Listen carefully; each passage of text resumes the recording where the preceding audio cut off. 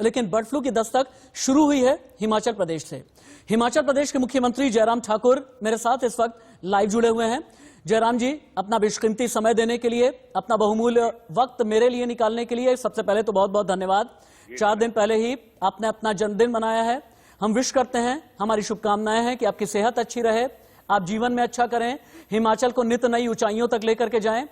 मेरा पहला सवाल यह है कि बर्ड फ्लू का खतरा हिमाचल प्रदेश में कितना है, इससे निपटने के लिए राज्य सरकार क्या कर रही है? बर्ड फ्लू हिमाचल प्रदेश के अलावा दूसरे प्रदेशों में भी, मध्य प्रदेश में, उसके बाद राजस्थान में, हरियाणा में, सब जगह इन प्रदेशों में देखने को मिला है। लेकिन हिमाचल प्रदेश में भी हमारे पर्टिकुलरली एक कांगड़ा जिला में पौंग डैम जो है वहां पर ये ज्यादा देखने को मिला है। और अभी तक हिमाचल प्रदेश में जो एहतियात तौर पर जो कुछ चीजें करने की आवश्यकता थी वो हमने सारी की है। जैसे हमको बीच में मालूम पड़ा कि कुछ बर्ड्स वहां पर जो है वो मरे हुए पाए गए, और ऐसे में हमने एनिमल हस्बेंड्री और फॉरेस्ट डिपार्टमेंट की टीम वहां पर भेजी। वो सैंपल उनके जो है लेकर के लेबोरेटरी के लिए बाहर भेजे, और उसके बाद जब उसका वहां से रिजल्ट आया तो उसमें पाया गया कि भाई वो H5N1 एक वायरस है जिसके कारण उनकी मृत्यु हुई, और काफी फैटल है, काफी ये घातक है, ऐसा बताया गया। और उसके बाद तुरंत हमने जो है उसमें 1 किलोमीटर का एरिया जो उसका पर्टिकुलरली जहां उसका एपी सेंटर है वहां पर उसको हमने पूरा सब तरह का प्रतिबंध लगाया आने जाने पर, और 10 किलोमीटर का एरिया जो है उसको सर्विलांस पर रखा है। फॉरेस्ट डिपार्टमेंट और एनिमल हस्बेंड्री डिपार्टमेंट के वहां पर हमारे लगभग 60 टीम जो है 60 टीमें वहां पर जाकर के उस काम को कर रही हैं। लेकिन चिंता का विषय निश्चित रूप से जैसा आप बता रहे हैं कि लगभग 4,500 के लगभग पक्षियों की वहां पर मृत्यु हुई है। लेकिन अभी कल ही मैं रिव्यू करके आया हूं वहां पर, अभी तक पोल्ट्री में कहीं भी पिछले दिनों से अभी तक जो है ये संक्रमण नहीं पाया गया है। और हिमाचल प्रदेश के दूसरे हिस्सों में भी जहां भी हमारे जलाशय हैं, जहां हमारे डैम हैं, जहां हमारे रिजर्वायर्स हैं, वहां पर अभी तक इस प्रकार का संक्रमण नहीं पाया गया। लेकिन आइसोलेटेड केसेस में कुछ जगह हिमाचल प्रदेश में हमने इस बात को देखा है कि जो कौवे हैं उनकी मृत्यु हुई है। उसके हमने सैंपल भेजे, उसकी रिपोर्ट एक्सपेक्टेड है एक आध दिन में, शायद आज या कल तक वो रिपोर्ट आ जाएगी, और उसके बाद फिर हम थोड़ा सा और आगे बढ़ करके उसमें विचार करेंगे क्या उस पर स्टेप्स लेने। जयराम जी, आपके नेतृत्व में हिमाचल प्रदेश नित नए विकास के नए आयाम, नए कीर्तिमान गढ़ रहा है। भारत के लिए आज की तारीख की सबसे बड़ी खबर है 16 जनवरी। 16 जनवरी यानी जब देश में टीकाकरण शुरू होने जा रहा है। हिमाचल प्रदेश ने टीकाकरण यानी वैक्सीनेशन को लेकर के क्या तैयारी की है? वैक्सीनेशन का हम हिमाचल प्रदेश की ओर से अभिनंदन करते हैं, स्वागत करते हैं, और काफी लंबे समय के बाद इस वायरस से निजात पाने की एक उम्मीद जो लोगों के बीच में है उसके लिए सचमुच में बहुत बड़ा उत्साह भी है। और मैं आदरणीय प्रधानमंत्री जी को उनके मार्गदर्शन में, और खासतौर से जो हमारे साइंटिस्ट हैं जिन्होंने इस वैक्सीन को बनाने में रात दिन एक किया और अपने देश में इस वैक्सीन को बनाने में सफलता हासिल की, उनको भी बहुत बहुत बधाई देता हूं। हमारी तैयारी की दृष्टि से हिमाचल प्रदेश में पूर्ण रूप से जहां तक इसका ड्राई रन होना था वो हमने स्टेट लेवल पर और डिस्ट्रिक्ट लेवल पर उसको पूरा कर लिया है। और उसके बाद जो कोल्ड चेन हमने एस्टेब्लिश करनी थी, क्योंकि हमको ये जो वैक्सीन है ये हमको हरियाणा के जो हमारे करनाल से ही उपलब्ध होगी, और उसके बाद हिमाचल प्रदेश में हमने वैक्सीन स्टोर एक स्टेट लेवल पर शिमला किया है, उसके बाद रीजनल लेवल पर एक मंडी और धर्मशाला में किया हुआ है। तो अभी तक 386 जो है वो पॉइंट्स हमने जो चिन्हित किए हैं इसके कोल्ड चेन के, और वो बिल्कुल सुचारू रूप से काम करेंगे ऐसा उम्मीद है। और हमने ऐसा अनुभव किया है कि जहां हिमाचल प्रदेश में इस वैक्सीन के आने के बाद जो फर्स्ट फेज में जो हमारे कोरोना वॉरियर्स हैं, पर्टिकुलरली जिसमें हेल्थ केयर सेक्टर के हमारे जो कर्मचारी हैं, अधिकारी हैं, और उसके बाद उनके साथ साथ में जो फ्रंटलाइन में जो काम करने वाले पुलिस विभाग, दूसरे विभागों के जो हमारे कर्मचारी हैं, उनको उसमें वैक्सीन दी जाएगी। तो उसके लिए पूर्ण रूप से तैयारी है हमारी हिमाचल प्रदेश में। कोरोना के खिलाफ लड़ाई में हिमाचल प्रदेश आपके नेतृत्व में बहुत ज्यादा आगे रहा। कोरोना पर कंट्रोल करना हो, मोर्टेलिटी रेट कम करना हो, रिकवरी रेट को बढ़ाना हो, आप लोगों ने हिमाचल प्रदेश में एक नया उदाहरण पेश किया। क्या यह माना जाए कि 16 जनवरी को जब वैक्सीनेशन शुरू होगा तो इस साल के अंत तक हिमाचल प्रदेश कोरोना फ्री हो जाएगा? न, इस साल के अंत तक तो क्या, हम तो मान रहे हैं कि बहुत जल्दी इस साल के शुरू में ही शुरू होते, यानी कि 1-2 महीने के अंदर अंदर हम कंट्रोल करने की स्थिति में हो पाएंगे। ऐसा इस वैक्सीन के आने के बाद बहुत बड़ी एक उम्मीद हमको लगती है। और अभी भी हिमाचल प्रदेश में कोविड के मामलों में काफी तेजी से गिरावट भी आई है। अब हमारे पास लगभग 1000 के लगभग एक्टिव केसेस रहते हैं हिमाचल प्रदेश में। बीच में एक स्पाइक आया था थोड़े वक्त के लिए, और इसमें इस वायरस के बारे में ये सब जानते हैं कि इसने अलग अलग रीजन में अलग अलग समय पे जो है इसने पीक लिया है। तो हिमाचल प्रदेश में भी एक दौर आया था, लेकिन कुछ रिस्ट्रिक्शन जो हमने सख्तियां की थी उस वक्त, और उसका परिणाम ये रहा कि हम उसको रोकने में हिमाचल प्रदेश में कामयाब हुए। अब लगातार तेज गति से जो है ये नंबर कोविड का कम होता जा रहा है। जयराम जी, प्रधानमंत्री नरेंद्र मोदी के नेतृत्व में भारत ने यह साबित कर दिया कि वैक्सीन का विश्व विजेता भारत बनने जा रहा है, और विश्व विजेता ही नहीं बल्कि विश्व गुरु बनने जा रहा है। कोवैक्सीन, कोविशील्ड इमरजेंसी अप्रूवल मिल चुका है। 7 और वैक्सीन है जिन पर भारत में काम चल रहा है, और कहा यह जा रहा है कि इंट्रामस्कुलर वैक्सीन के अलावा नेजल वैक्सीन भी जल्दी आ जाएगी। लेकिन वो लोग जो वैक्सीन के नाम पर भी राजनीति करते हैं या वैक्सीन का राजनीतिकरण करते हैं, उन्हें क्या संदेश देंगे आप? ये सचमुच में बहुत दुर्भाग्यपूर्ण है। इतना बड़ा संकट, दुनिया का सबसे बड़ा संकट, और संकट से बाहर लाने के लिए हमारे देश के प्रधानमंत्री नरेंद्र भाई मोदी जी ने बहुत बेहतर काम किया, विश्वसनीयता के साथ काम किया, और पूरे देश को इस संकट से बाहर निकालने के लिए काफी हद तक हम सफल हो गए हैं उनके नेतृत्व में। और वहीं दूसरी तरफ हमारे साइंटिस्ट को प्रोत्साहित करके ये वैक्सीन तैयार करें, और उसके लिए जो भी मदद सरकार की ओर से करने की आवश्यकता है वो मदद सरकार की ओर से उनको उपलब्ध कराई गई। और ऐसी स्थिति में कुछ लोग राजनीतिक दृष्टि से इस वैक्सीन पर भी, जो लोगों के जीवन को बचाने के लिए काम कर रही है, और उसको भी राजनीतिक दृष्टि से जो है वो कई तरह के मुद्दों को साथ जोड़ करके जो है वो बात कहने की कोशिश कर रही है। बहुत ही दुर्भाग्यपूर्ण है।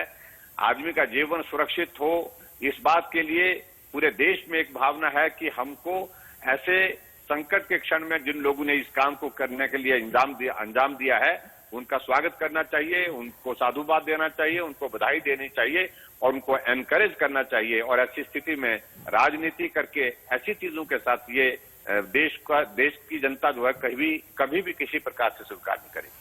बिल्कुल ठीक। और बल्कि हम तो ये कहना चाहेंगे कि आप जैसे मुख्यमंत्रियों से सीख लेना चाहिए देश के बाकी मुख्यमंत्री या बाकी पूर्व मुख्यमंत्रियों को या सियासतदानों को, कि जहां पर विकास की बात आती है, विकास के नए पैमाने गढ़ने की बात आती है, तो सियासत को थोड़ा सा हाशिए पर रख करके देखा जाए, ज्यादा अच्छा होगा। 2 लोगों को लेकर के मैं आपसे रिएक्शन चाहूंगा। एक तो यूपी के पूर्व सीएम अखिलेश यादव, जिन्होंने ये कह दिया कि हम भारतीय जनता पार्टी वाली वैक्सीन नहीं लगाएंगे, और दूसरी है पश्चिम बंगाल की मुख्यमंत्री ममता बनर्जी, जिन्होंने ये कहा कि पश्चिम बंगाल में हर किसी को मुफ्त टीका लगाया जाएगा, ये हमारी सरकार का फैसला है। इन 2 सियासतदानों को लेकर के आपका पॉलिटिकल रिएक्शन क्या है? देखिए, मुझे तो अखिलेश यादव पर, जो उत्तर प्रदेश जो पूरे देश का सबसे बड़ा राज्य है, वहां के मुख्यमंत्री के बतौर उन्होंने काम किया है, जिम्मेदारी के साथ उनको व्यवहार करना चाहिए। ये दुर्भाग्यपूर्ण है कि राजनीति ऐसी जगह करने की आवश्यकता नहीं है। राजनीतिक दृष्टि से जो बातें कहनी है उसके लिए अलग विषय है, अलग मुद्दे हैं, अलग मंच है, वहां पर करिए।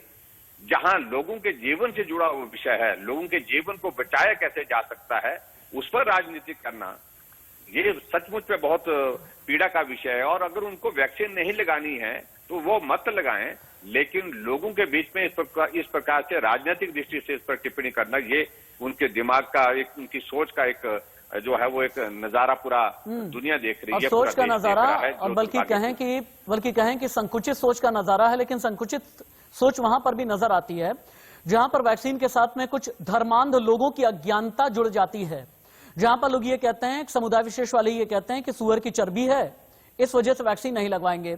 एक धर्म विशेष के कहते हैं मरे हुए भ्रूण के टिश्यूज हैं, इसलिए नहीं लगाएंगे। ऐसे धर्मांध लोगों को या फिर वैक्सीन के नाम पर हिंदू मुसलमान करने वालों के लिए आपका क्या कहना है?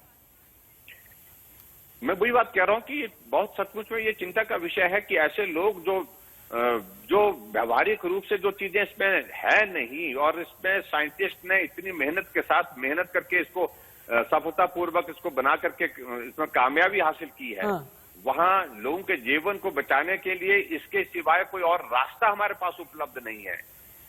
तो ऐसे में भी इस तरह की बातें करना ये बहुत ही दुर्भाग्यपूर्ण है। और जो लोग इस तरह का प्रचार कर रहे हैं, जो किसी भी धर्म से जुड़े हुए ये लोग हैं, ये एक्सपोज्ड हैं।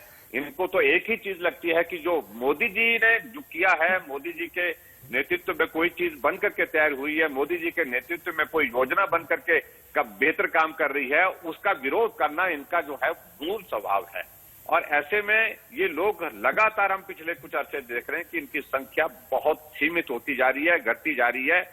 और मोदी जी के नेतृत्व में पूरे देश नहीं, पूरी दुनिया जो है आज इस बात को महसूस कर रही है कि वो भारत के ही नहीं, विश्व नेता के रूप में उन्हें छवि अपनी बनाई है। और उनके विरोध से कुछ नहीं होने वाला, ऐसा मैं कहना मानता हूं। इनमें से कई ऐसे लोग हैं, जयराम जी, जो एक और बात भी कह रहे हैं। इनका ये कहना है कि जो सीरम इंस्टीट्यूट ऑफ इंडिया वाली वैक्सीन है ये तो ठीक है, लेकिन जो भारत बायोटेक की जो देसी वैक्सीन है ये ठीक नहीं है।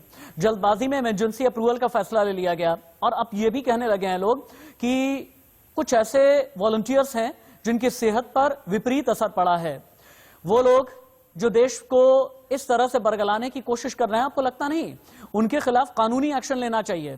कानूनी एक्शन इसलिए कि महामारी के वक्त में, जबकि देश को एक संजीवनी मिलने जा रही है, महामारी के वक्त में जबकि प्रधानमंत्री नरेंद्र मोदी के नेतृत्व में भारत ये साबित करने जा रहा है कि कोरोना का काल लेकर के ये नया साल आया है, तो ये लोग देश के खिलाफ काम कर रहे हैं। क्यों नहीं ये बात कही जाए? देखिए, मैं ऐसा मानता हूं कि एक तो सबसे बड़ी बात है कि दोनों वैक्सीन जो आई हैं ये बहुत एक टेस्ट के प्रोसेस से और सारा जो साइंटिस्ट ने जो मेहनत की है, हर दौर में से, हर फेज में से जो है निकल करके जो उसके जो है वो टेस्टिंग जो है अप्रूव हुई है, उसके बाद ही इसको लगाने का निर्णय हुआ है। दूसरे सबसे बड़ी बात है, अपने साइंटिस्ट पर अपने देश के अंदर निर्मित इन दोनों वैक्सीन के प्रति विश्वसनीयता का माहौल हम सब लोगों को बनाना चाहिए। विश्वसनीयता बहुत ज्यादा एक महत्वपूर्ण पहलू है। और उस सारी चीज को लेकर के इस प्रकार से गलत तरीके से प्रस्तुत करने की जो कोशिश कर रहे हैं, या तो उनके पास कुछ प्रमाण हो, या तो कुछ तथ्य हो, इस प्रकार से वो कुछ नहीं है, सिर्फ विरोध करना। उनका मकसद सिर्फ विरोध करना है कि ये एनडीए की गवर्नमेंट, मोदी जी की सरकार में ये सफलता हासिल हो गई भारत में। और भारत में ऐसी चीजें आज से पहले बनाने में बहुत वक्त लगता था, बहुत वक्त लगने के बावजूद भी उस पर सफलता नहीं हो पाती थी। थोड़े से वक्त में ही सफलता हासिल हो गई, इसका श्रेय मोदी जी को मिलेगा। यही एक संकुचित सोच इन लोगों की है और उस सोच की वजह से इस प्रकार का व्यवहार, इस प्रकार की बातें ये करने की कोशिश कर रहे हैं। और लेकिन देश की जनता का अटूट विश्वास, भरोसा, नेतृत्व नरेंद्र भाई मोदी जी के रूप में जो भारत को मिला है उस पर है। और मैं समझता हूं कि इन लोगों की बात को लोग सिरे से खारिज करें। इसमें कोई दो राय नहीं कि 6.5 साल में प्रधानमंत्री नरेंद्र मोदी के नेतृत्व में सरकार ने यह दिखा दिया है कि एक संकल्प है। वो संकल्प जहां पर कोई विकल्प नहीं होता, वो संकल्प जहां पर भारत की अर्थव्यवस्था से लेकर के अंत्योदय तक जाने की बात हो, किसान से लेकर के गरीबी रेखा के नीचे जीवन यापन करने वालों की बात हो, उनकी बेहतरी है। लेकिन कई लोग ये कहने लगे हैं ना जयराम जी, 1.5 महीने से ज्यादा का किसान आंदोलन हो गया है और सरकार किसानों के खिलाफ है। सरकार ये कह रही है कि हमने एमएसपी 6-6.5 साल में इतनी दी कि कांग्रेस के शासनकाल में या यूपीए के शासनकाल में इतनी नहीं मिली।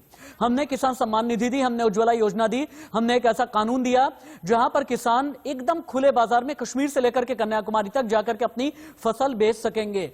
लेकिन वो कौन लोग हैं जो किसानों को बरगलाने की कोशिश कर रहे हैं? 46 दिन से ज्यादा हो चले हैं।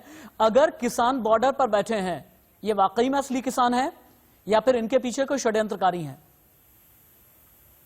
जी, मैं ऐसा महसूस करता हूं कि एक तो ये किसान आंदोलन रह ही नहीं गया। ये विशुद्ध एक राजनीतिक आंदोलन, मोदी जी के खिलाफ, मोदी जी को कैसे घेरा जा सकता है, नुकसान कैसे पहुंचाया जा सकता है, ये सारी चीजों की योजना है। और इसमें लोग जो है वो लोग हैं जिनकी राजनीतिक जमीन समाप्त हो खिसक गई है, जिनके पास राजनीतिक जमीन नहीं मिली। उनको लगता है कि ऐसा एक प्लेटफॉर्म मिल गया है काफी अरसे के बाद जहां हम अपनी बात को उठा करके इस प्रकार से गुमराह करने की कोशिश कर सकते हैं। आंदोलन है कहां? सिर्फ एक प्रदेश के एक हिस्से में रह गया ये। और पूरे देश भर में कहीं भी किसी भी राज्य का देखिए, या हिमाचल प्रदेश में तो किसान है। हिमाचल प्रदेश में 80% नहीं 80-90% लोग गांव में रहते हैं जो किसान हैं और बागवान हैं। लेकिन ना एक दुकान बंद हुई, ना एक दिन का यहां पर बंद हुआ, 1 घंटे का बंद नहीं हुआ। और हिमाचल के किसानों ने इस कानून का स्वागत किया, अभिनंदन किया और पूरे देश भर में इसका अभिनंदन हुआ, स्वागत। सिर्फ विरोध इस बात के लिए क्योंकि मोदी जी ने किया, मोदी जी के करने की वजह से हमें नुकसान होगा, मोदी जी को उसका लाभ होगा, भाजपा को लाभ होगा, एनडीए को लाभ होगा, यही एक मकसद इनके पास रह गया विरोध करने का, इसके सिवाय कुछ भी नहीं है। आपको लगता नहीं कि एक डर फैलाने वाला पॉलिटिकल गैंग इकट्ठा होने लगा है कि प्रधानमंत्री नरेंद्र मोदी के नाम का डर फैलाओ, 2002 के नाम का डर फैलाओ, सीए के नाम का डर फैलाओ, एनआरसी के नाम का डर फैलाओ, अयोध्या के नाम का डर फैलाओ और अपना राज करो? क्योंकि इन्हें यह पता है कि सियासी के तौर पर ये लोग हाशिए पर चले गए हैं, ये लोग नेपथ्य में चले गए हैं। बिहार में तेजस्वी हो, यूपी में अखिलेश मायावती हो, पश्चिम बंगाल में ममता बनर्जी, असदुद्दीन ओवैसी हो या केंद्र में कांग्रेस, डर फैलाने वाला एक गैंग जो है एनडीए के खिलाफ, भारतीय जनता पार्टी के खिलाफ काम कर रहा है। आपको लगता है? निश्चित रूप से बिल्कुल सही कह रहे हैं आप। यही एक परिस्थिति बन गई जो राजनीतिक क्षेत्र में जो दल धीरे धीरे जो है समाप्त होते जा रहे हैं। मोदी जी भारत के नहीं दुनिया का नेतृत्व करने की क्षमता रखते हैं और उनको लग रहा है कि कुछ नहीं हम कर पा रहे हैं। ऐसी स्थिति में उनको रोकने के लिए बिहार आपके सामने है, महागठबंधन वहां पर किया गया था, सारे के सारे लोग इकट्ठा हो गया कि रोको, मोदी जी को रोको, भाजपा को रोको, एनडीए को रोको, यही लक्ष्य था। लेकिन रोका गया क्या? सफलता नहीं मिली। वहां पर फिर से एनडीए की सरकार बनी और बहुमत के साथ वहां पर सरकार, और भाजपा को बहुत बड़ा समर्थन वहां पर मिला, भाजपा को बहुत बड़ा समर्थन वहां पर मिला है। आप हैदराबाद में देखिए, हैदराबाद में 4 से हम जाकर के 46 पर पहुंचे और वहां पर भी विरोध करने के लिए सब इकट्ठा होकर के मिलो, इकट्ठा हो जाओ, नहीं तो बहुत खतरा होगा, बहुत नुकसान हो जाएगा। लेकिन उसके बावजूद भी वहां पर जीते और यही वेस्ट बंगाल में होने वाला है। लेकिन मैं इतना जरूर कहना चाहता हूं कि राजनीतिक दृष्टि से आप लड़ाई लड़िए, लेकिन देश के सामने इस प्रकार से जो है जिस तरह से अपनी बात को प्रस्तुत करने की कोशिश कर रहे हैं, इससे पूरा देश समझ गया है। देश अच्छी तरह से इस चीज को आसानी से जो है वो समझ करके अपनी बात को कह रहा है कि ये सब लोग मोदी जी को रोकने के लिए है। मोदी जी के डर के कारण इनको लग रहा है कि इनकी राजनीति समाप्त हो रही है और राजनीति समाप्त होकर के रहेगी, मैं ये कहना चाहता हूं। और निश्चित रूप से ये दल जो इस प्रकार का संशय और इस प्रकार का जो भ्रम फैलाने की कोशिश कर रहे हैं, एक दिन ना ये दल रहेंगे ना इनके पास बल रहेगा, ये समाप्त हो जाएंगे। जयराम जी, क्या होता है ना, जब विपक्ष कुंठा का शिकार हो जाता है तो विचारों का दिवालियापन आ जाता है और जब विचारों का दिवालियापन आ जाता है तो अजीब सी बातें करने लगते हैं। अब विपक्ष एकजुट होकर के समूचे तरीके से एक ही बात कह रहा है। वो ये कह रहा है, चूंकि आपने 3 राज्यों का नाम लिया है, आपने बिहार का नाम लिया, आपने बंगाल का नाम लिया, इसके अलावा आपने तेलंगाना, हैदराबाद का भी आपने नाम लिया, लेकिन विपक्ष ये कहने में लगा हुआ है कि एक हथियार के तौर पर असदुद्दीन ओवैसी और एआईएमआईएम को बीजेपी इस्तेमाल करने की कोशिश कर रही है। बिहार में किया, हैदराबाद में किया और अब पश्चिम बंगाल में भी करने की कोशिश की जाएगी। ऐसे लोगों को आप क्या जवाब देंगे जो वाकई में कुंठा का शिकार होकर के इस तरह के तर्क गढ़ने की कोशिश करते हैं या नया पॉलिटिकल नैरेटिव सेट करने की कोशिश करते हैं? जी देखिए, जहां तक ओवैसी की बात है, उनने अपने एक दल बनाया है, पार्टी बनाई है। उस पार्टी के माध्यम से उनने बिहार में चुनाव लड़ा। अब वो चुनाव लड़ने की बात वहां पर भी कर रहे हैं, वेस्ट बंगाल में कर रहे हैं, उसमें रोका तो नहीं जा सकता है। लेकिन उसके बावजूद जहां तक जो विपक्ष के लोग हैं उनको यही लग रहा है कि एक कम्युनिटी को पर्टिकुलरली वो जिस प्रकार से वो फोकस करने की कोशिश कर रहे हैं कि उसका इस्तेमाल वो अपने राजनीतिक मफाद के लिए, लाभ के लिए वो करना चाहते हैं। वो जाकर के जो है ओवैसी के साथ खड़े होकर के जो है हमसे दूर हो लिए, वो उनकी बात है, उसके बारे में हमें कुछ नहीं कहना। हम तो बड़ा साफ और स्पष्ट शब्दों में अपनी बात कहते हैं कि हमारा नेतृत्व देश के अंदर जो मजबूत है, देश के साथ साथ में पूरे विश्व में उनने एक मजबूती के साथ अपनी छवि हासिल की है और ये लगातार और मजबूत होकर के रहेगा। उनके नेतृत्व में हम आगे बढ़ रहे हैं और देश आगे बढ़ रहा है। इन सारी बातों का कोई अर्थ नहीं है जिन बातों को विपक्ष के लोग करने की कोशिश कर रहे हैं। एक और सवाल है, देश एक सवाल यह भी कर रहा है कि क्या यह माना जाए कि कोरोना काल के बाद अब यह नया साल सीए के पूरी तरह से इंप्लीमेंटेशन का होगा, क्योंकि कानून तो बन गया लेकिन अभी तक नियम कायदे कानून तय नहीं किए गए और इसलिए कहा जा रहा है कि अभी तक सीए को ठंडे बस्ते में माना जाए। पश्चिम बंगाल में कैलाश विजयवर्गीय ने कहा कि सीए लागू किया जाएगा। नरोत्तम मिश्रा जी ने पश्चिम बंगाल में जाकर के ये कहा कि लव जिहाद का कानून लेकर के आएंगे। क्या यह माना जाए कि नया साल पूरे देश में एक नए युग की शुरुआत करने जा रहा है सीए के लिहाज से, लव जिहाद के लिहाज से? और हाँ, यूपी में राम मंदिर के बाद फिर मथुरा और बनारस यानी वाराणसी में भी नए इतिहास के नाम पर। देखिए, मैं इन सारी चीजों पर अभी कहना नहीं चाह रहा हूं, क्योंकि ये सारे विषय केंद्र के निर्णय करने के हैं। सीए का कानून बन गया है और उसमें काम करना आगे स्वाभाविक रूप से एक उम्मीद के साथ कहा जा सकता है कि उसमें भी आगे आने वाले समय में काम होगा ही होगा। और जहां तक लव जिहाद की बात कर रहे हैं, लव जिहाद एक अपने आप में एक मुद्दा है और उस मुद्दे को लेकर के भी अब पूरा देश गंभीर हुआ है। हाँ। और ऐसी परिस्थिति में तमाम ये सारी चीजें आने वाले समय में देखने को मिलेगी। लेकिन जहां तक जिन और विषयों को लेकर के आप कह रहे हैं, ये तमाम सारी चीजें, सारी बातें जो है वो केंद्र का हमारा नेतृत्व तय करेगा और समय कैसा तय करना है, किस प्रकार से किस मुद्दे को करना है, वो केंद्र का नेतृत्व तय करके जो है देश के सामने रखेगा। और देश, पूरा भरोसा है मुझे, देश उस निर्णय के साथ चल करके सहयोग देगा। ऐसा जयराम जी, एक अंतिम सवाल आपसे, उन लोगों के लिए आप क्या कहेंगे जो भारतीय जनता पार्टी के नाम पर या फिर प्रधानमंत्री के नाम पर एक समुदाय विशेष को डराने की कोशिश करते हैं? क्योंकि जिस समुदाय विशेष को डराने की कोशिश की जाती है ना, उनके लिए प्रधानमंत्री ने ख्वाब देखा है, एक हाथ में कुरान हो और दूसरे हाथ में कंप्यूटर होना चाहिए। उन्हें डराने वाले लोगों के लिए आप क्या कहना चाहेंगे? वो लोग जो एएमयू में बवाल करते हैं, वो लोग जो यूपी में बवाल करने की कोशिश करते हैं, जो लोग डर की राजनीति कराने की कोशिश करते हैं। ये इस प्रकार के जो लोग हैं उनको अपना जो है वो अपनी बात कह करके जो है उसका एक नहीं अनेक बार उनको जो है उसका जवाब मिल चुका है। और ऐसी स्थिति में जहां तक वो मोदी जी के नाम पर पूरे देश भर में इस प्रकार के एक माहौल खड़ा करने की कोशिश कर रहे थे, किसी कम्युनिटी को डराना, किसी पर्टिकुलर रीजन को डराना, इस प्रकार की परिस्थितियां पैदा कर रहे थे। लेकिन सिरे से एक एक चीज को लोगों ने खारिज कर दिया कि देश को ऐसे मजबूत नेतृत्व की आवश्यकता है। वर्षों के बाद मजबूत नेतृत्व भारत को इस रूप में मिला है। ये नेतृत्व अभी कुछ वक्त के लिए नहीं, लंबे वक्त के लिए चलना चाहिए।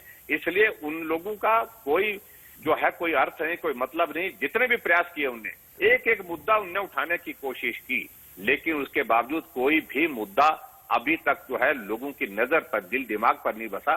लोगों ने खारिज किया, सिरे से खारिज किया।